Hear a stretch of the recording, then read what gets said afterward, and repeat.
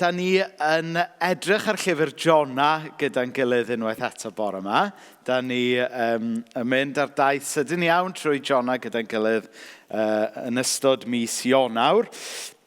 A da ni wedi cyrraedd pennod 3. Felly mae'r darlleniad bore yma yn dod o pennod 3. Felly mae'r geiriau ar y sgrin neu croeso i chi ddilyn yn eich Beibl eich hun neu ar y ffôn neu beth bynnag. So, Jona 3.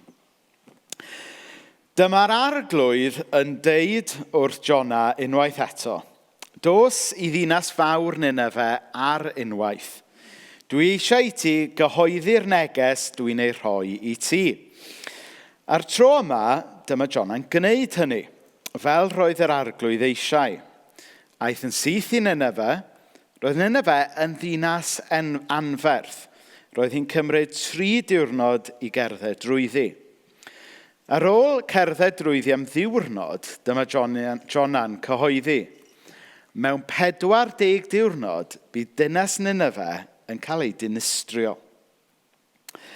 Credodd pobl Nineve neges Duw. A dyma nhw'n galw ar bawb i ymprydio, sef peidio bwyta. Ac i wisgo sachliain y bobl gyfoethog a'r tlawd. Pan glywodd brenin Nineve am y peth, dyma fe hyd yn oed yn codi o'i orsedd, tynnu ei wisg frenhinol i ffwrdd a rhoi sachliain amdano ac eistedd mewn lludw. A dyma fe'n gwneud datganiad cyhoeddus. Dyma mae'r brenin a'i swyddogion yn ei orchymyn. Does neb o bobl Nineve i fwyta nac yfed, na'r anifeiliaid chwaith, gwartheg na defaid. Rhaid i bawb wisgo sachliain a dylid hyd yn oed roi sachliain ar yr anifeiliaid. Mae pawb i weddïo'n daer ar Dduw a stopio gwneud pethau drwg a bod mor greulon. Pwy a wyr? Falle y bydd Duw yn newid ei feddwl ac yn stopio bod mor ddig gyda ni, a fydd dim rhaid i ni farw. Pan welodd Duw ei bod nhw wedi stopio gwneud y pethau drwg, roedden nhw arfer ei gwneud. Wnaeth e ddim eu cosbi nhw, fel roedd e wedi bygwth gwneud cyn hynny. Iawn. So, dan arall o Jona, mae'n hanes rhyfedd yn dydi. Mae'n hanes, ar rywydd, mae'n hanes brawychus iawn. Ond gobeithio wnawn ni weld efo'n gilydd sut mae hwn yn helpu ni weld fod Duw yn Dduw cariad ac yn Dduw sy'n llawn trigaredd. So fel o'n i'n dweud, dyma yw'r trydydd neges yn y gyfres fach yma yn mynd trwy llyfr Jona. A fel nes i gyffwrdd arno yn y neges gyntaf, mae gwahanol bobl, gwahanol Cristnogion a barn wahanol ynglyn â pa mor llythrenol y dylech i ddarllen elfennau o llyfr Jona. Ond os ydych chi'n darllen llyfr Jona yn hollol llythrenol neu yn gweld fel stori sy'n cynnwys elfen o chwedl mwyn cyflwyno gwirionedd, be bynnag dych chi'n meddwl am hynna, mae'n bwysig bod ni gyd yn darllen Jona yn serious, yn ddifrifol. Boed yn cael ei ddarllen yn llythrenol neu beidio, mae'r neges mae Jona yn cyfleu, y neges gan Dduw ac y neges dylen ni gymryd yn serious a pwyso arno fe. A dwi'n meddwl bod hwn yn lyfr bach sy'n cario negeseuon pwysig ynglyn â pwy yw Duw, pwy yda ni, be di'n perthynas ni efo Duw, a hefyd be di'n perthynas ni efo pobl eraill, yn arbennig be di'n perthynas ni falle efo pobl sydd yn wahanol i ni. Felly mae hwn yn stori sy'n dod o gyfnod tua 900 cyn Crist, so bron i 3,000 o flynyddoedd yn ôl, really. Ond mae'n cyffwrdd ar themau sydd dal yn berthnasol i ni heddiw. Mae e'n helpu ni edrych ar gwestiynau pwysig fel yn perthynas ni efo Duw, sut da ni'n ymateb i air a galwa Duw, a sut da ni'n ymateb i'r byd o'n cwmpas ni heddiw. Ac un o'r themau sy'n codi yn llyfr Jona ac yn arbennig yn y bennod yma ydy'r syniad yma o farn Duw. Nawr falle bod chi wedi deffro bore yma meddwl, na i wneud rhywbeth neis nawr, na i fynd i'r capel, na i fynd i gyfarfod hen ffrindiau neu cyfarfod pobl newydd. A wedyn dyma chi wedi landio capel a mae'r pregethwr yn pregethu ar farn Duw. So, sori. Ond gobeithio bod ni'n mynd i weld efo'n gilydd bore yma, bod barn Duw ddim yn gorfod bod yn rhywbeth i'w ofni. A'r rheswm pan bod fi'n dweud hwnna yw, achos da ni gyd yn calonnau isio cyfiawnder yn dydyn. Da ni gyd isio gweld yr hyn sydd yn iawn yn dod i fod. Mae yna hiraeth, hwnna'n air Cymraeg da, mae yna hiraeth yno ni gyd i weld yr hyn sydd yn iawn yn cael ei le, i weld cyfiawnder yn cael ei le. Mae yna hiraeth mewn cymdeithas yn gyffredinol, dwi'n meddwl, i weld cyfiawnder. Felly os da ni yn gweld barn Duw yn y cyd-destun yna, gobeithio wnawn ni weld bod e'n rhywbeth da ac yn rhywbeth da ni'n gallu deall mewn perthynas a cariad a trigaredd mercy Duw hefyd. So sewn ni at pennod 3, wel be mae'r hanes yma'n dysgu ni. So mae'r hanes yn dechrau gyda Jona yn cael neges i fynd i Nineve. Adnod 2, dos i ddinas fawr Nineve ar unwaith. Dwi eisiau ti gyhoeddi'r neges dwi'n rhoi i ti. So mae hwn yn neges mae Jona di cael yn pennod 1 hefyd yn dydy i fynd i Nineve. Ond yn pennod 1, mae'n penderfynu no way. No way yn mynd i Nineve. Dwi ddim yn mynd i Bangor, no way. Da ni ddim eisiau mynd, sorry, no offence i unrhyw un o Bangor yma. Ond da ni ddim eisiau mynd i'r dre arall, na dan. Dyna oedd ymateb cyntaf Jona. Wedyn, fel da ni'n gwybod, mae o'n ffoi i Tarshish oedd yn de Sbaen. A wedyn, a Nineve yn Iraq. Wel, byddwch chi'n cael dewis rhwng cael mynd i Iraq neu package holiday yn Sbaen. Wel, i Sbaen fysa chi'n mynd. Ond, erbyn pennod 3 fan hyn, mae mateb Jona'n wahanol. Yn pennod 1, mae e'n gwrthod galw a Duw i fynd i Jona, ond erbyn pennod 3, mae e wedi bod trwy brofiadau mawr, mae e wedi reslo trwy cwestiynau a pethau gyda Duw, a mae e wedi newid i feddwl. Mae e nawr yn derbyn yr alwad ac yn mynd i Nineve. So jyst wrth basio, o'n i jyst eisiau oedi am eiliad gyda'r busnes yma bod Jona wedi newid i feddwl. Achos, da ni'n byw mewn rhyw oes lle mae pobl yn styc iawn yn be maen nhw'n meddwl a be maen nhw'n credu. A dydy pobl dyddiau yma a finnau gyda unrhyw un arall. Da ni'n bobl stwbwrn yn dydyn. Da ni ddim yn bobl sy'n licio newid yn meddwl. A da ni'n byw mewn rhyw gymdeithas hefyd sy'n gweld newid eich meddwl ynglyn â rhywbeth bron fel gwendid. Ond da ni'n gweld yn hanes Jona fan hyn, actually, bod newid i feddwl yn dangos nid gwendid, ond aeddfedrwydd. Ac felly, mae e'n i chi newid eich meddwl am bethau. Mae e'n i chi newid eich meddwl ynglyn â pethau efo Duw. Mae e'n ar ôl i chi fod trwy brofiadau mawr mewn bywyd, falle ddim yr union rhywun brofiad y Jona, does neb yma hyd y gwni wedi cael ei lyncu gan forfil. Ond dwi'n gwybod bod lot ohonoch chi yma wedi bod trwy brofiadau mawr, profiadau sydd falle wedi newid eich persbectif ar lot o bethau. A mae e'n i newid eich meddwl ar bethau. Dyw e ddim yn arwydd o wendid, mae e'n gallu bod yn arwydd o aeddfedrwydd.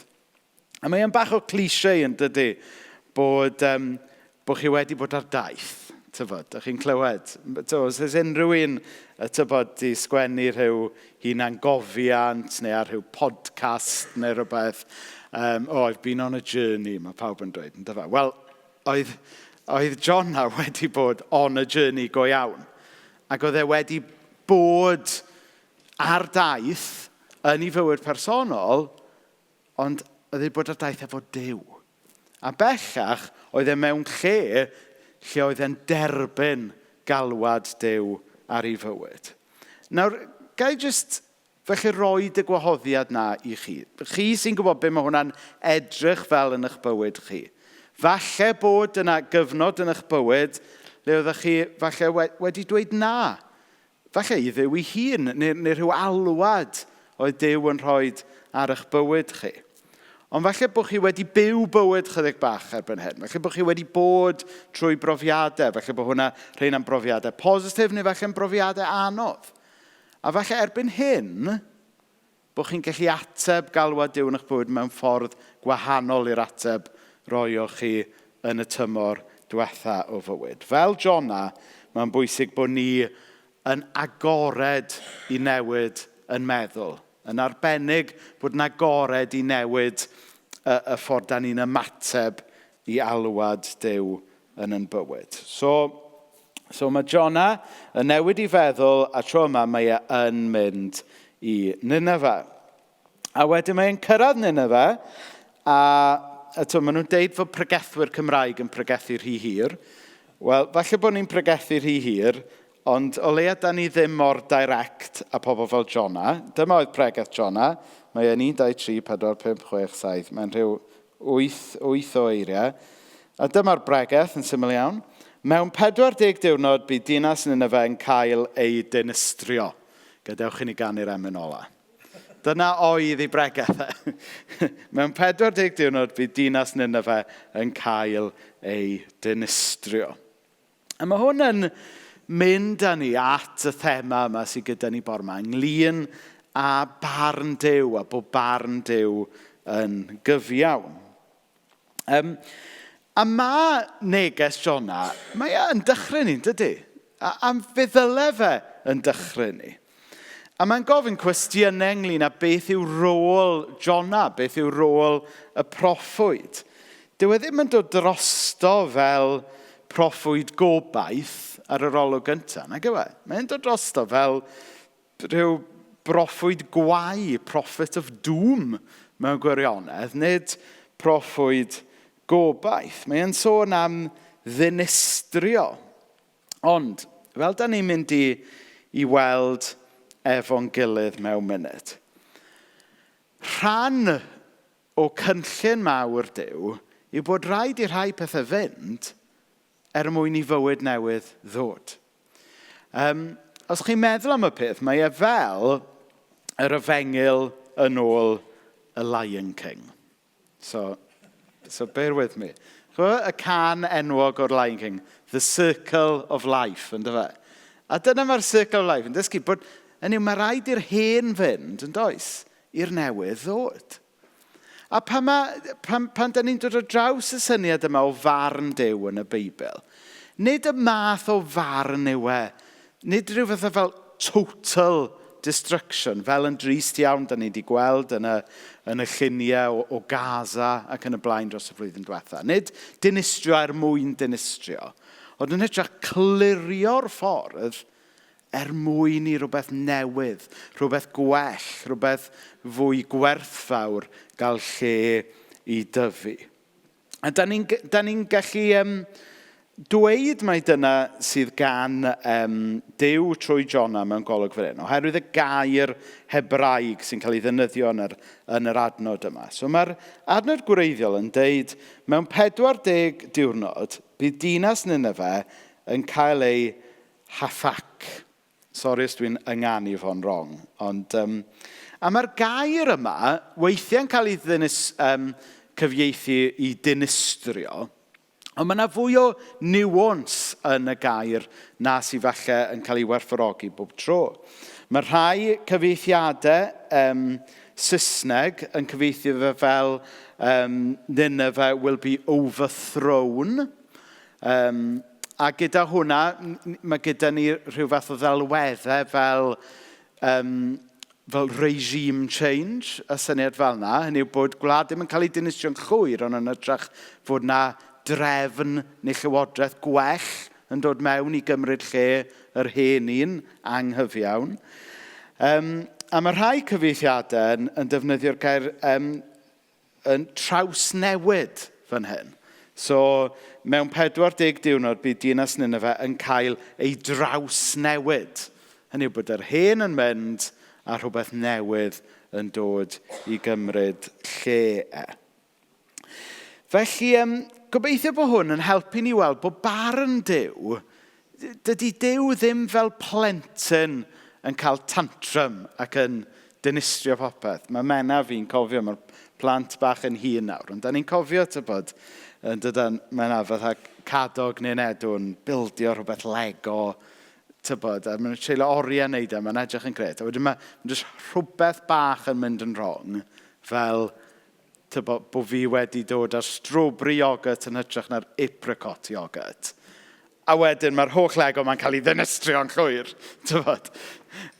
Nid y math yna o ddinistrio da ni'n siarad amdano fan hyn, ond yn hytrach cael gwared o'r hen a'r hyn sy'n anghyfiawn ac yn dywyll mwyn rhoi gofod i greu rhywbeth a bywyd newydd. Cael gwared o'r hen mwyn rhoi lle i'r newydd. Cael gwared o'r anghyfiawn mwyn i gyfiawnder cael i le.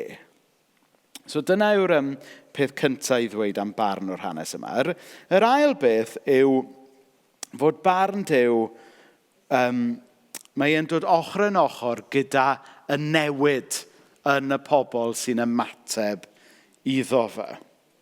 So yn yr hanes yma, da ni'n gweld fod pobl Nineve yn ymateb i neges Jona, a mae pawb yn Nineve, y tlawd a'r cyfoethog a hyd yn oed y brenin yn ymateb i'r neges. A ni'n gweld yn adnod 6 bod hyd yn oed y brenin wedi rhoi sachliain amdano ac eistedd mewn lludw. Dych chi'n gallu dychmygu nhw'n neu hynna'n Buckingham Palace. Dych chi'n dychmygu Carlo yn tynnu holl regalia bant.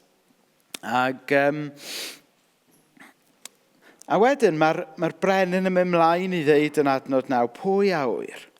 Falle y bydd Duw yn newid ei feddwl ac yn stopio bod mor ddig gyda ni, a bydd dim rhaid i ni farw. Nawr, dwi'n meddwl mae ymateb y brenin fan hyn yn ddiddorol, yn arbennig y ffaith bod e'n ddim yn siŵr. Mae'n gofyn cwestiwn dydy, pwy a wyr? Dwi'n meddwl bod hwn yn awgrymu fod y brenin yn agnostic ar y pwynt yma. Hynny yw, dyw e ddim yn credu yn Iawe, ond eto dyw e ddim yn siŵr, ac oedd hi'n gymdeithas ar y pryd oedd yn credu mewn lot o wahanol dduwiau.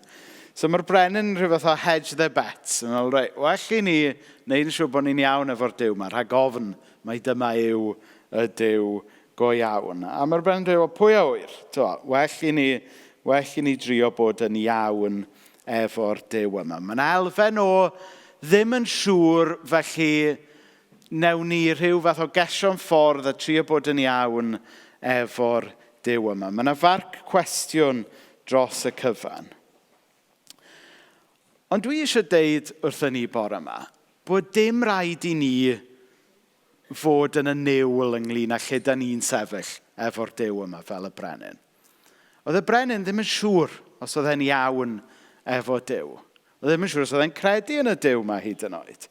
Oedd na rhyw geso a gobeithio am y gorau yn rhan o'i grefydd e.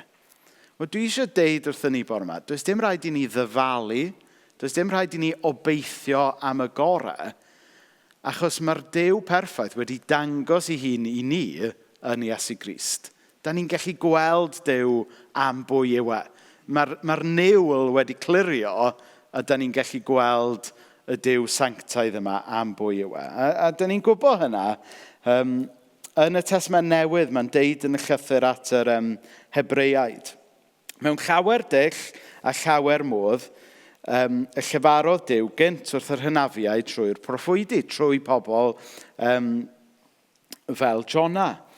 Ond yn y dyddiau olaf hyn, sef y dyddiau da ni'n byw ynddo heddiw, llefarodd wrthym ni mewn mab. Hwn yw'r un a benododd Duw yn etifedd popeth, a'r un y gwnaeth y bydysawd drwyddo. Ef yw disgleirdeb gogoniant Duw, ac y mae stamp ei sylwedd ef arno. Felly oedd pobl Nineve, yn arbennig y brenin yma gyda'i pwy a wyr, oedd na elfen o ddyfalu i ffordd chydig bach gyda'r Duw yma. Oedd ddim cweit yn gallu cael ei pen rownd yn iawn. Ond mae'r dyfalu wedi dod i ben yn amser ni. Achos mae'r Duw perffaith wedi dangos i ni sut un ydio go iawn trwy fab Iesu Grist. Felly, da ni ddim yn goffod dweud, wel, pwy a wyr pa fath o un ydy Duw. Da ni'n gallu dweud, da ni'n gwybod sut un ydy Duw. Mae o'n edrych fel yr un ddath ato ni ym Methlehem. Fel yr un nath dyfu i ddangos i ni sut i ni fyw. Fel yr un nath farw drosto ni ar y groes. Dyna sut un ydy'r Duw da ni'n cael y fraint o'i adnabod.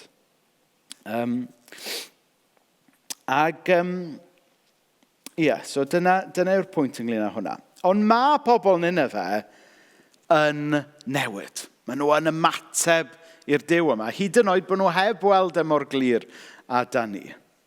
A maen nhw'n gwneud be mae'r Beibl yn galw yn edifarhau. Repentance yw'r gair yn Saesneg. A mae yna ddau rhan o'r edifeirwch y repentance y bobl yn yr hanes yma. I ddechrau, mae gyda chi'r ochr seremoniol, y ddefod, ond hefyd maen nhw'n newid y ffordd maen nhw'n byw. So, ar yr ochr seremoniol, maen nhw'n wneud y busnes gwisgo sachliau na lludw yma, a maen nhw yn peidio bwyta am gyfnod, felly maen nhw'n wneud rhyw newid tybod ar yr wyneb. A mae'n gofyn y cwestiwn, wel, be mae'n edrych fel i ni fynd trwy'r ddefod o edifarhau heddiw? Wel, falle bod e'n golygu dweud sori am pechodau ni wrth i ni weddio. Falle bod e'n golygu dod i'r capel ar fore dydd Sul. Falle bod e'n golygu cymryd y bara a'r gwyn pan da ni'n cael cymyn. Falle bod e'n edrych fel na ar yr wyneb. Ond beth sy'n bwysig i ni, sylwi fan hyn, mae pobl yn maen nhw'n neud mwy na just neud pethau ar yr wyneb. Maen nhw'n newid i ffordd go iawn. Maen nhw'n newid y ffordd maen nhw'n byw. Maen nhw'n newid i calonnau. Maen nhw'n stopio wneud pethau drwg. A mae rhywun yn gallu meddwl, wel, bydde Nineve yn ddinas lle bydde lot o anghyfiawnder, a bydde rhywun yn dychmygu bydde hwnna'n golygu bod nhw'n delio gyda peth o'r anghyfiawnder oedd yn mynd mlaen yn ei dinas. Bod y pobl oedd yn camdrin pobl eraill yn stopio gwneud hynny. Hynny yw, y pwynt yw, oedd edifeirwch yn fwy na just geiriau i bobl Nineve. Oedden nhw wir wedi newid fel pobl. Dyma oedd yr arwydd o gwir edifeirwch. Ac i ni'n gweld hwnna yn adnod 10 sydd ar y sgrin. Pan welodd Duw eu bod nhw wedi stopio gwneud y pethau drwg roedden nhw arfer ei gwneud, wnaeth e ddim eu cosbi nhw fel roedd e wedi bygwth gwneud cyn hynny. A chi'n sylwi pryd oedd Duw pryd oedd nhw wedi dod yn iawn efo Duw. Nid pan oedden nhw'n wneud y sioe o edifarhau, ond pan oedd e wedi gweld newid go iawn yn eu bywyd nhw. A dyma yw diddordeb Duw. Mor dda ydy dod i'r capel ar dydd Sul, fysach chi'n disgwyl i fi fel gweinidog ddeud hynny. Dydy Duw actually ddim a lot o ddiddordeb yn eich bywyd crefyddol chi. Mae gynno fo fwy o ddiddordeb beth sy'n mynd mlaen yn eich calonnau chi a sut da ni'n byw yn bywyd pob dydd. Ydyn ni wedi rhoi yn calon i Dduw ac ydyn ni efo help Duw yn trio byw bywydau sy'n dangos bod ni'n adnabod y Duw yna. Mae lot mwy o ddordeb gan Dduw yn ein bywyd bob dydd ni nag yn ein bywyd crefyddol ni. Achos os ydyn ni eisiau bod yn iawn efo Duw, Dyw e ddim ynglyn â mynd trwy'r mosiwns crefyddol. Mae e ynglyn â cael perthynas efo'r Duw sydd yn caru ni. Mae yna rhyw ddelwedd mae rhai pobl yn defnyddio weithiau, bod ni weithiau'n gallu gwneud y mistake o drin Duw fel vending machine. Bod ni'n rhoi pint i mewn a cael maddeuant allan. Ond nid fel yna mae'n gweithio efo Duw. Nid vending machine ydy Duw, ond person. A fel unrhyw berson, mae rhaid ni gael perthynas efo'r person yna. Ac felly, mae dod yn iawn efo Duw mae dyfarhau yn arwain at newid, yn arwain at cymod a cyfiawnder yn Nineve a gobeithio yn bywyd a'n byd ni. Nawr, y wers olaf dwi eisiau ni feddwl amdano heddiw cyn gorffen ydy pwy yn union oedd y bobl yma yn Nineve. Achos mae rhaid ni rili cael yn pen rownd pwy oedd pobl Nineve mwyn llawn ddeall pa mor radical ydy gras, trigaredd a cariad Duw. So Nineve oedd prif ddinas ymerodraeth Assyria, sef un o'r ymerodraethau mawr yn amser yr Hen Testament. Ac oedden nhw yn yr ymerodraeth nath ddinistrio gogledd Israel a wedyn lladd lot o bobl a cymryd y bobl oedd ar ôl i ffwrdd yn gaethweision wedyn i weithio yn y dinasoedd nhw. Ac yn 1845, so yn eitha diweddar, nath yr archeolegydd Austin Henry Llwyd ddarganfod olion hen balas un o frenhinoedd Syria. Ac a nhw'n meddwl bod yr hen balas yma yn rhan o lle fydde Nineve heddiw. Ac yn y palas yma, nath nhw ffeindio y darn yma o waith celf oedd yn dyddio o'r cyfnod yna. Ac enw'r darn yma waith celf ydy'r Lashish Reliefs. Ac erbyn heddiw, bod e wedi cael ei ffeindio yn Iraq, gellwch lle mae fe erbyn heddiw. Yn y British Museum, obviously, achos bod ni Brydeinwyr ddim wedi gorffen edrych arno fe. Ac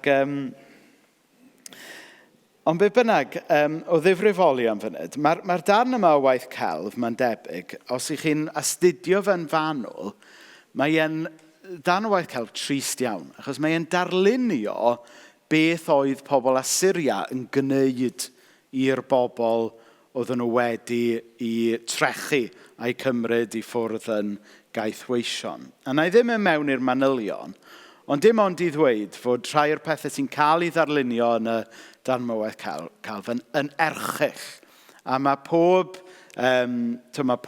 unben o Cesar i Hitler wedi dysgu eu creulondeb gan yr Assyriaid. Oedden nhw'n bobl ofnadwy. Oedden trin pobl yn hollol ofnadwy. Felly reswm pam mod i'n deud hyn ydy, mae Duw hyd yn oed yn maddau'r pobl yma. Mae lle gan Dduw yn ei drigaredd a'i gariad hyd yn oed i roi ail gyfle i'r bobl yma. A nid yn unig hynny, ond mae'n defnyddio Jona oedd yn Israeliad, so un o'r bobl oedd wedi cael, oedd yn perthyn i'r genedl gath y niwed wedi wneud iddo fe, un o'r dioddefwyr os hoffech chi, i fynd ar neges yma o faddeuant i'r bobl yma. Ac yn sydyn iawn, yn y power dynamics, dwi'n mynd bach yn wleidyddol i chi fan hyn falle, yn y power dynamics rhwng yr dioddefwr a'r oppressor, da ni'n dod wyneb efo cariad a cyfiawnder a trigaredd rhyfeddol Duw yn dydyn. Mae Paul yn dweud wrth y Corinthiaid yn y Testament Newydd fod newyddion da Cristnogol, yr Efengyl Cristnogol, yn sarhad i'r Iddewon ac yn sgandal i'r Groegiad. A ni'n gallu gweld hynna, dydyn, yn yr hanes yma. Bod na dau set o bobl bydde wedi bod yn casau ei gilydd am ganrifoedd, eto yn ffeindio cymod yn rhigaredd a cariad Duw. A dwi'n meddwl bod hwnna yn neges gyfoes iawn i ni heddiw, yn dydy. Meddyliwch ar lefel rhyngwladol i ddechrau. Da ni yn cofio bore yma ac yn gweddio gobeithio am heddwch yn Israel a Gaza, yn dydyn, efo'r cadoediad yn dod mewn. Da ni'n siarad yn dydyn am ddau set o bobl, well ni bod yn onest, sydd yn casau gilydd ar lot o lefelau. Wel, da ni fel Cristnogion gobeithio yn credu fod cymod yn bosib rhwng pobl sydd â hanes cymleth, hanes o gasau, a mae hanes Jona yn dysgu ni fod cymod yn bosib. Ar lefel fwy cenedlaethol yn gwlad ni, da ni'n byw mewn cymdeithas yn dydyn sydd yn fwy a fwy rhanedig yn dydyn. Yr have-nots a'r opposite i have-nots, be bynnag ydy hwnna. Haves. Tyfod, da ni gyd yn cofio dyddiau pleidlais Brexit yn dydyn, lle yna ryw wlad rhannu yn ei hanner, a fwy o distrust yn dod rhwng pobl mewn cymdeithas. Da ni angen efengyl Gristnogol sy'n helpu pobl glywed i gilydd, clywed stori i gilydd, clywed brywiau i gilydd ac yn ffeindio ynghyfiawnder Duw gras a maddeuant. Neu falle ar lefel lot fwy personol. Falle bod gyda chi ffrind, falle bod gyda chi aelod o'ch teulu lle mae'r berthynas wedi mynd yn anodd yn y misoedd neu'r blynyddoedd diweddar. Falle bod yna eiriau wedi cael ei dweud a da chi ddim yn gallu gweld ffordd ymlaen. Wel, os ydy Duw yn gallu defnyddio Jona, yr Israeliad yma, i fynd i bregethu neges o farn i Nineve, y bobl, dau set o bobl oedd yn casau gilydd, o bod Duw wedi dod â heddwch i'r sefyllfa drwy gariad a'i gyfiawnder e. Mae'n bwysig bod ni'n gallu credu bod yr un Duw yn gallu bod ar waith yn byd ni heddiw ac yn bywydau personol ni heddiw. Felly, jyst i orffen cyn i ni weddio. Mae'r benod yma'n siarad lot ynglyn â barn Duw. A gobeithio bod ni wedi gweld fod barn Duw yn gyfiawn, fod barn Duw yn farn sydd yna mwyn gweld newid,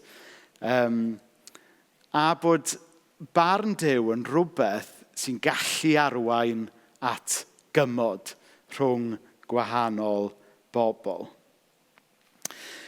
Falle bod y syniad yma o farn Duw wedi dychryn chi yn y gorffennol. Ac ar ryw wedd, fe ddyle fe yn sobri ni, yn dyle, chybod. Dyw ddim yn rhywbeth i gymryd yn ysgafn. Mae'n adnod yn yr Hen Testament yn deud mai dechrau doethineb yw ofn yr arglwydd. Ond rhan o newyddion da Cristnogaeth yw mai yr un Duw sy'n barnu ni ydy'r Duw sy'n hefyd wedi'n caru a'n cymodi ni. A ni'n gallu dal popeth mae'r Beibl yn dweud am farn Duw mewn rhyw paradox o ryfeddod gyda'i gariadau. Ac i ni'n gweld hwnna mewn adnodau sy'n gyfarwydd iawn i lot ohono ni o Efengyl Ioan. Ydy, mae Duw wedi caru'r byd cymaint nes iddo roi ei unig fab mwyn i bwy bynnag sy'n credu ynddo beidio mynd i ddistryw, ond cael bywyd tragwyddol. Oherwydd anfonodd Duw ei fab i achub y byd, dim i gondemnio'r byd. Felly yn yr un ffordd a nath Nineve beidio cael ei ddinistrio, yn hytrach cael ei wneud yn newydd. Mae'r un Duw eisiau'n gwneud ni yn newydd hefyd. Mae eisiau dinistrio yr elfennau tywyll yna o'n cymeriad, y corneli tywyll yna yn calon ni ydy. Ond mwyn i'w oleini fe, gael mwy o le yn bywyd ni. Dwi jyst mynd i wahodd y band fyny nawr, a mae'r band mynd i jyst chwarae rhywbeth yn dawel wrth i fi weddio. Ac gai croesawu chi godi ar eich traed wrth bod ni'n gweddio, a falle wrth i fi weddio, os ydy'r weddi yma fydda i'n dweud yn weddi i chi, yna hawliwch o fel gweddi i chi bore yma, mewn ymateb i gariad a cyfiawnder Duw.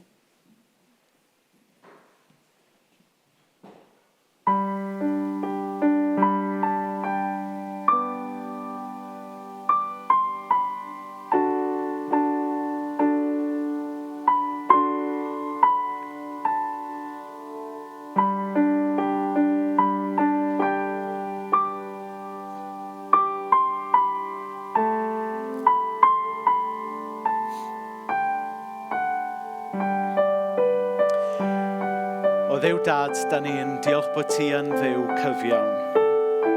Ac mewn byd o Dduw Dad sy'n cael ei rwygo gan anghyfiawnder, da ni yn gweddio gynnawn ni brofi mwy o dy gyfiawnder di yn y byd yma. O Dduw Dad, da ni'n cyflwyno pobl sydd yn byw gyda'i calonnau nhw wedi rhwygo gan anghyfiawnder. Boed hynna bore yma yn Gaza o Dduw Dad, neu rhywun yma bore yma sydd yn cario rhywbeth trwm, rhywbeth anodd.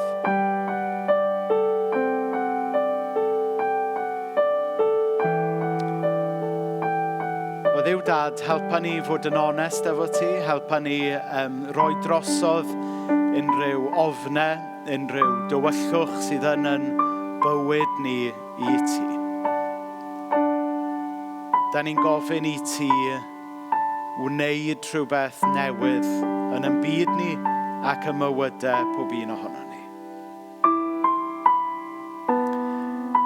O Dduw Dad, helpa ni gael calonnau edifeiriol. Helpa ni fod yn sori o Dduw Dad am y tywyllwch sydd yn bywyd ni. A helpa ni wneud mwy na just siarad am hynna. Helpa ni newid yn ffordd. Rhod y ysbryd i ni newid yn ffordd fel nath pobl Nineve newid i ffordd nhw. Ac o Dduw Dad, i ni'n diolch fod na ddim marc cwestiwn o gwmpas yn maddeuant ni. Oherwydd bod ni'n gallu gweld ti am bwy wyt ti yn Iesu Grist. Ac yn Iesu, da ni'n gweld Duw sydd yn gyfiawn, ie, ond da ni hefyd yn gweld Duw sydd yn llawn cariad, yn llawn trigaredd a maddeuant. Ac felly o Dduw Dad, i ni'n gofyn i ti blannu y neges yna yng nghalonnau pob un ohono ni bore yma, a bod ni'n cario fe yn bywyd wythnos yma o Dduw Dad. O Dduw Dad, gad i ni fod yn Jona hefyd yn y byd yma. Mae'r byd yma yn sychedu am bobl sydd yn fodlon newid i meddwl o Dduw Dad. Da ni gyd yn bobl lot trystyfnig o arglwydd. Helpa ni newid yn meddwl amdano ti. Helpa ni newid yn meddwl ynglyn â pobl eraill. Helpa ni fod yn barod i fynd a neges o heddwch at bobl sydd falle wedi wneud drwg i ni yn y gorffennol. O Dduw Dad, gad i ni gyd fod yn Jona wythnos yma.